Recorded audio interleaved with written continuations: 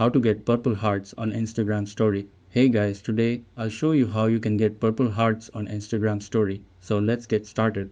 First, open your Instagram app and make sure it's updated to the latest version. In one of the recent updates, Instagram rolled out a fresh new feature, purple hearts in stories and notes.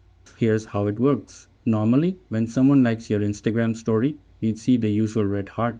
But with this update, those story likes now appear as a purple heart, giving your interactions a sleek, updated vibe. To try it yourself, simply upload a story as you normally would. Then, when someone taps the heart icon at the bottom right of your story, instead of the traditional red heart, you'll see a purple one.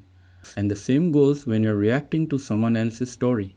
Open their story, tap the heart icon on the bottom right. Once it turns red on your end, they'll receive it as a purple heart. It's a small but fun visual change and definitely one of the cooler updates Instagram has rolled out lately. That's it, and thanks. I'll catch you all in the next video.